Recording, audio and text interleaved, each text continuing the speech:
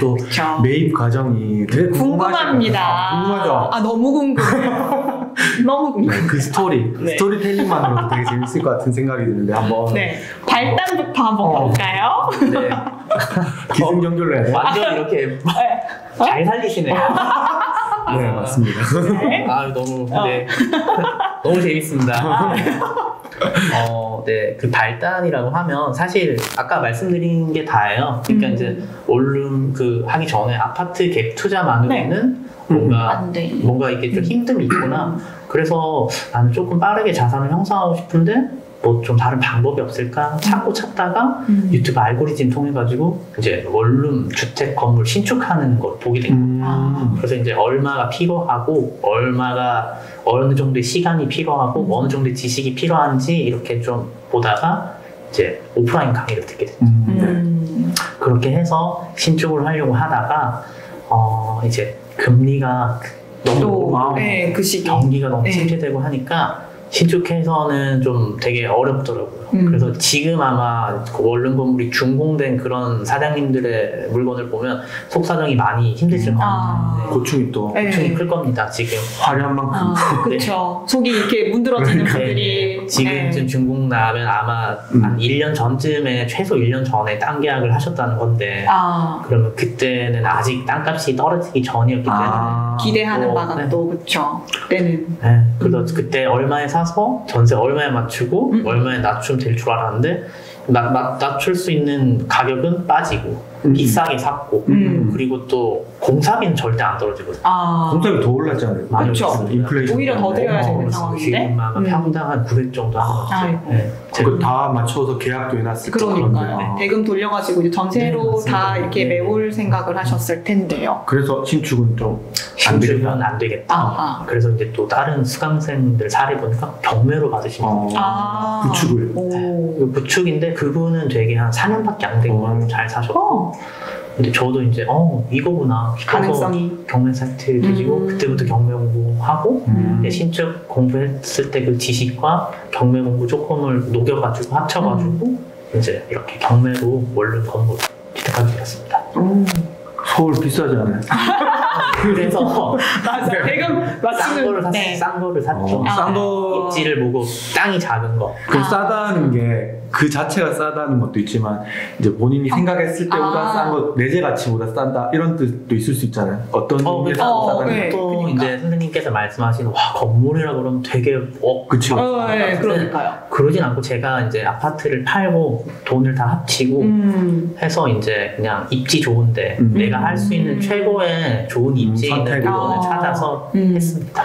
그러면 본인이 생각할 때 그게 어쨌든 싸다. 나중에 이걸로 일치는 않는다. 적어도 라고 판단을 했을 때 이제 기준으로 좀 잡았거나 뭐 그런 게 있을 수 있잖아요. 그럼요. 이제 뭐 물건을 보다 보면 여기 방이 몇 개가 있는데 이 지역에 이 방을 갖다가 리모델링 할 경우에 얼마 정도에는 맞출 수 있다는 확신이 있으니까 주변 시세까지 같이 한번 싹 보니까 보고 이거는 이 가격에 사서 수리비 얼마 들어도 이 정도가 남겠네. 그 생각이 있었죠. 경매 과정도 사실은 힘들잖아요. 경매는 어떻게 그 자체도 힘든데 경매는 이제 뭐 공부를 좀 하고 저는 이제 좀 업체와 함께 같이 있습니다. 그래서 이제 수수료를 드리고 그리고 뭐 입찰 대행이나 뭐 이런 것들까지 만족도 괜찮아요. 왜냐면 스스로 경매를 하려는 경향도 있어가지고 선생님 중에는 공부하는 게 또 익숙하다 보니까 그쵸. 이제 지나고 나서 보니까 이 업체에서 저한테 많이 가져갔더라고요.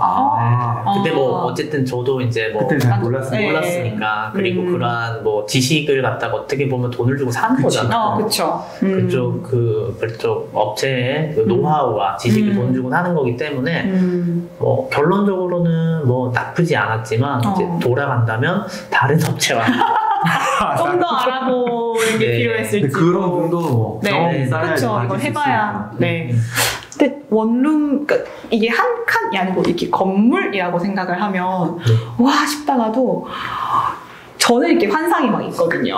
혹시 다른 분들도 계실지 모르겠지만 건물들, 보장된 현금 흐름, 편안한 나의 삶. 근데 제가 뭔가 하지 않지만 나의 계좌에는 이제 꾸준히 돈이 일한다. 라고 얘기하죠. 반짝반짝 할 것 같은데 실제로 반짝 반짝반짝하지는 않고요. 그냥 이제 비가 오면 이제 누수 걱정하고 방수 걱정하고 옥상 이런 거 하고 또 이제 날씨가 오늘 또 급격히 춥잖아요. 맞습니다. 보일러 잘 돌아가나 이제 그런 걱정하고 뭐 그러니까 힘듦이 없진 않은 것 같아요. 그리고 제 삶에 없었던 요소들이 좀 힘듦으로 오는 것 같아요. 어떤? 비가 오면 저는 비 걱정을 크게 못 우산밖에 우산을 챙기면 되는데. 근데 비가 오면 우리 아기 물세 어떡하지? 소리 다 해놨는데 어떡하지? 또 뭐 보일러 뭐 이렇게 하면 동파 위험도 있고 또 뭐 세입자들끼리 지내면서 불편한 점 없는지 이런 것들 없던 요소들이 생기고 또 옆 건물이랑 뭐 이렇게 막 약간 뭐 쓰레기장을 어떻게 하니까 전화 오고 뭐 그런 것들 그런 게 조금 뭐 어떻게 보면 이제 작은 리스크들이 있거죠. 근데 다 계속 신경 쓰이잖아요. 그러니까 신경 쓰는데 이제 저는 또 더 나은 일을 하고 싶으니까 아웃소싱을 합니다. 관리를 해주는 곳이 있어요. 어쨌든 돈 드네요. 그걸로 다시 꾸준한 현금 흐름이 이렇게 꾸준한 현금 지출로 또 그런 또 그렇게 생각할 수도 있겠네. 이게 어떻게 보면 현금 흐름에서 조금을 빼가지고 일부를 메인터넌스로 주는 거잖아요. 그렇다는 말은 그 시간을 세이브 시켜서 또 다른 걸 하는 거니까 준비하고. 또 유지상의 어려움도 있지만 사실 저는 어떤 생각이 들었냐면 경매가 어렵다는 생각이 드는 게 이게 경매는 뭔가 권리 분석이나 이런 아무튼 복잡한 게 있잖아요. 그래서 딱 경매로 집을 샀어. 그리고 나서 뭐 전주인이나 아니면 지금 세입자 이런 사람 뭐 송사의 문제 그런 어려움은 없으셨어요? 그러게요. 네, 있었죠. 그래서 저는 그 경매 물건이 사실 일반적인 매매로 할 수 있을 만큼 많이 나오진 않잖아요. 지금 뭐 경매 물건이 작년 대비 거의 20배 이상 늘었다고는 하지만 그래도 이제 내가 가지고 있는 금액과 조건에 잘 맞는? 그게 이제 입맛대로 이렇게 막 부동산 일반 매물처럼 나오진 않으니까 그러진 않았지만 그래도 제가 정말 원하는 물건이 있었거든요. 근데 그 물건을 지금 취득했지만 그 물건이 되게 좀 경매 업체에서도 이거 너무 빨간 맛이다 할 정도로 빨간 맛이 뭐예요? 힘든 권리 관계가 복잡하고 보통 경매를 하면 보통 이제 말소 기준 권리 밑에 이제 대항력이 없는 깨끗한 물건을 많이들 선호하세요. 대항력이라 하면 이제 그 경매 그 물건지에 얽혀 있는 뭐 돈 빌려준 사람, 거기 살고 있는 사람 그런 사람들이 뭔가 권리가 있는 거를 대항력이라 하는 거예요. 대항력이 있으면 대출도 어렵고 내가 그 소유자가 바뀌어서 내가 취득하더라도 새도 마음대로 이제 나가라 할 수도 없고 그 전에 이게 유지되고 그래서 대항력이라는 게 되게 중요한데 이 물건은 선순위 전세금도 있고 대항력도 있고 온갖 힘든 게 많았고 좀 결론적으로 전 소유자와 지금 아직도 소송 중이에요. 무슨 소송이에요? 법적인 소송을 하고 있거든요. 그래서 소송을 이제 저에게 걸어온 거죠. 불만이 있어가지고. 근데 경매라는 절차가 가격을 이렇게 맞춰가지고 딜이 딱 되면 그 대금을 치르고 나면 그냥 깨끗하게 정리되는 게 아니군요. 그게 아닌가 보네요. 보통은 그런데 이 전 소유자도 조금 이상하신. 그래서 소송을 말도 안 되는 소송을 2건이나 저에게 걸어서 근데 또 소송이라는 게 내가 피해를 봤다라고 주장하는 거잖아요. 그러니까 그 사실관계가 입증 판단이 내려지기 전까지는 이제 같이 이제 그 진흙탕에 뛰어들어야 돼요. 법원에서도 무조건 뭔 소리야 이렇게 안 하는구나. 들어준 네 얘기가 뭔지 들어보고 그러면 너 반론해봐라, 변론해봐라. 그러면 너는 이런 입장이구나. 판단을 내리겠다 이런 과정이 근데 그게 있는 거죠. 단시간에 끝나는 게 아니고 뭐 아무리 헛소리라도 어쨌든 얘기는 들어야 하는 그리고 뭐 헛소리라고 말하는 건 제 입장이고 그분의 입장에서는 원고의 입장에서는 너무 억울할 수도 있고 아직 또 진행 네 근데 너무 말도 안 되는 내용이 소송이어서 걱정이 없습니다. 걱정은 없지만 어쨌든 그래도 근데 귀찮거나 스트레스 받잖아요. 근데 또 처음 이렇게 소송이란 걸 해보니까 생각보다 또 할 수 있구나. 생각보다 소송은 셀프로 하고 있어요. 법적인 소송도 이제 강의를 듣고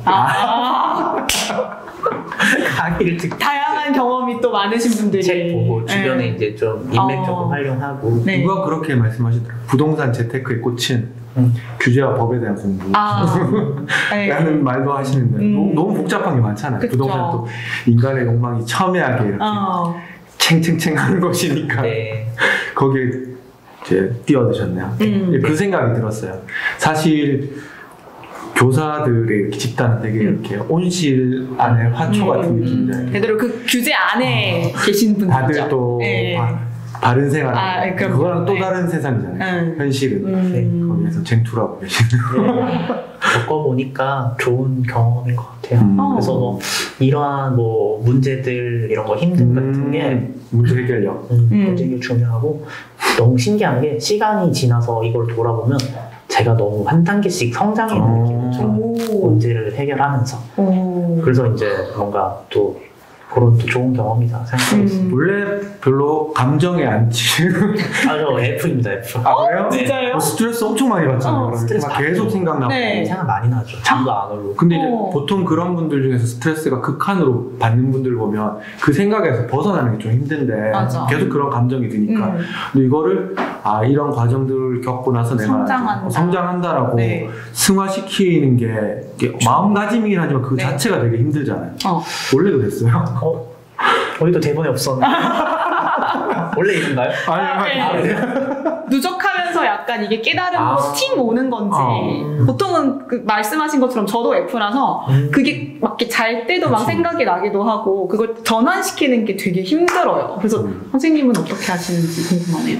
새로운 자극이 들어오면 전환이 좀 되는 것 같아요. 예를 들면 뭘로 치환하세요? 저는 약간 성향이 뭔가 좀 이것저것 도전해보는 걸 좀 좋아해서 투자도 했던 것만 하지 않고 주식도 건드리고 코인도 건드리고 아파트 재개발도 건드리다가 이렇게 왔는데 뭐 그런 어려움이 있지만 또 다른 어려움도 있고 또 다른 재미도 있거든요. 신경 쓸 게 많다 보니까 물론 해결이 안 된 게 되게 찝찝하고 힘들지만 또 시간 지나면 방법을 찾게 되더라고요. 그래서 그거 힘듦에만 너무 힘들다라기보다는 방법이 없을까? 어떻게 해결할까? 이걸 좀 집중하다 보면 또 이게 뭐 F나 T의 차이는 아닌 것 같고 그냥 그런 게 느껴지는 것 같아요. 이게 좀 어딘가 모르겠지만 그 근본에는 긍정적인 마인드 세팅 긍정에 대한 어떤 힘이 있는 것 같아서 방법이 없을까에 계속 물음이 되겠거니 그러니까 오해되겠지. 근데 방금 아까 그 선생님 얘기하신 그 약간 풍족한 선생님 다 돼! 이거랑 약간 또 맞는 것 같은 생각이 드네요. 그 이끌어주는 힘이 긍정적인 다 잘 될 거야 괜찮을 거야 그런 거 같아요. 선생님 그러면 혹시 수익률 여쭤봐도 돼요? 수익률이요? 수익률은 그냥 이제 제가 투자했던 거 대비 이제 풀피를 맞췄다라고 정도만 말씀드릴 것 같아요. 풀피가 풀피는 이제 플러스 P라고 해서 예를 들어서 내가 투자금이 1억이 들어갔는데 다 이렇게 세팅하고 나니까 1억보다 더 큰 자본금이 들어왔다. 전세나 이런 거 네, 전세 맞추고 이렇게 해가지고 뭐 예를 들어서 뭐 1억이 들어갔는데 2억이 통장에 꽂히면 풀피 1억이라고 보는 거죠. 리모델링이랑 이런 거 다 합쳐가지고. 네네. 그럼 소송과 관련된 비용까지 다 해도? 소송 뭐. 머리 아픈. 어쨌든 그 이제 지난한 공부와 경험 다 겪고 나니까 그래도 어쨌든 플러스가 된 거네요. 네. 그러면 이제 아까도 잠깐 나오긴 했지만 그 나의 시간을 아웃소싱하고 해서 세이브한 것들로 어쨌든 여기서 끝내실 성향은 아닌 것 같으니까 이 다음 단계는 또 뭘 보고 계신지 그것도 좀 궁금해서 이것도 물론 질문이 없던 것 같아요. 아니야 여기 마지막에 있어요. 있나? 좀 그거는 이따가 저희 식사하면서 오프 더 레코드 알겠습니다. 큰 그림으로 어쨌든 성장의 비전이 또 다른 게 있다. 그럼 질문을 바꿔볼게요. 미래가 아닌 과거로 한번 바꿔볼게요. 그 재테크나 이런 데 관심 되게 많잖아요. 선생님 20대 때. 그래서 이렇게 질문 한번 해보고 싶었어요. 이제 준원쌤이 만약에 20대로 돌아간다면 나는 그때 이제 반출을 해본 결과 이렇게 할 걸 뭐 수익률 자체도 좋을 수도 있고 아니면 나한테 인생에 훨씬 더 도움됐겠다 라는 생각으로 어떻게 재테크를 20대로 돌아간다면 하실 것 같으세요? 지금 미래인 시점에서 그러니까 결과를 알고 있잖아요. 그러면 이제 저 아파트 살 걸. 그건 너무 뻔하니까. 그건 무조건 비트코인이지. 그러니까 저는 그냥 뭐 완전 캐피탈 써서 비트코인. 근데 그럴 수 없잖아요. 지금도 사실 지금 이 시점에서도 미래가 예측하기 너무 힘든 것처럼. 저러면 이제 뭐 아마 그래도 좀 안전하게 좀 갭 투자를 할 것 같아요. 그리고 뭔가 아파트로 쪽으로. 오피스텔은 절대. 오피스텔은 반려자. 물론 입지 좋은 그런 곳은 뭐 충분히 수익을 잘 내실 분도 계시지만 보통은 좀 힘들더라고요. 그래서 이제 좀 주변에 또 환경을 조금 잘 줄 것 같아요. 그러니까 환경 세팅. 주변 지인들일까요? 지인들이나 뭐 내가 그 환경에 조금 몸을 좀 담는 거죠. 보통 초임 시절을 떠올려 보면 저희들이 학교에서 일을 하고 부장님들에게 일을 배우고 아이들과 함께 하고 학교 사람들이랑 학교 마치고 운동도 하고 밥도 먹고 주로 이러잖아요. 그런 것도 좋지만 주말에 한 번 정도는 다른 모임에 가서 다른 사람들도 만나보고 교직이 아닌 교직이 아닌 다른 직군의 사람들도 만나보고 학교 밖에 학교 울타리 밖의 세상은 이렇게 돌아가고 있구나 간접 경험하고 그럼 이제 이런 사람들은 뭔가 노후 대비를 어떻게 하는 거지? 이런 사람들은 뭐 투자를 어떻게 하는 거지? 이런 식으로 조금 좀 견문을 넓히는 게 좋은 것 같아요. 근데 이제 관점이 약간 바꿔서 20대 선생님들을 위해서 이제 조언이라고 생각을 하고 그렇게 얘기를 하면 그냥 아무것도 안 해본 사람 입장에서는 어떻게 만나지? 이런 생각이 들 것 같거든요. 그래서 뭐 전혀 경험이 없는 사람 입장에서는 어떻게 이제 교직이 아닌 사람들을 만날 수 있을지 그것도 한번 커뮤니티 이런 걸까요? 저 같은 경우는 이제 내일로 여행을 가거나 이러면 게스트하우스에서 잠을 혼자 자는데 그럼 거기서 이제 게스트하우스에서 정말 다양한 사람들을 만날 수 있어요. 그리고 또 봉사활동이랑 대외활동을 좀 했었거든요. 교사가 된 이후로도. 그러면 이제 다른 사람들이랑 또 이렇게 소셜링 할 수 있고. 그리고 또 뭐 그런 식으로 만나다 보면 만남이 항상 이어지진 않아요. 이어지진 않지만 그래도 이렇게 또 알게 되고 너무 신기하고 여행을 통해서 좀 신기하고 재밌는 사람들을 조금 많이 만나고 대화를 깊게 할 수 있었던 것 같아요. 재테크랑 관련해서는? 재테크랑 관련해서는 사실 저는 뭐 20대 때는 그렇게 크게 관심이 없어서 재테크에 근데 뭐 30대라고 치고 근데 이제 뭔가 좀 돌이켜보니까 좀 이런 생각이 드는 게 그 2005년에 스티브 잡스가 스탠포드에서 한 연설이 있거든요.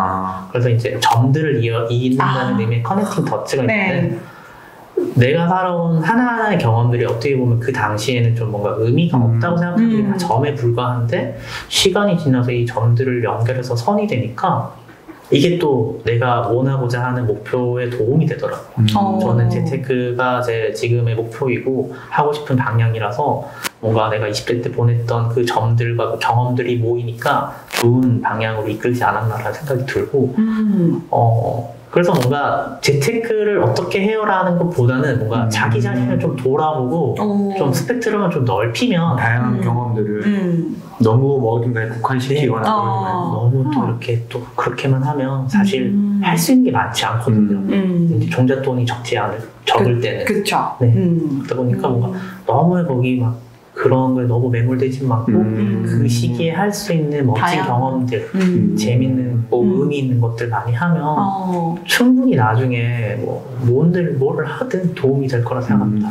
굳이 제가 말했던 걸로 얘기를 하자면 뭐 여행 가서 사람들 만나는 거랑 재테크 사람들 만나는 거랑 이게 별개라기보다는 다 이런 것들도 다 결국 나중에 내가 뭔가 재테크든 뭐든 목표를 세우고 그거를 달성해 나가는데 다 도움이 된다 이렇게 이해를 하면 될까요? 그렇게 생각해도 될 것 같아요.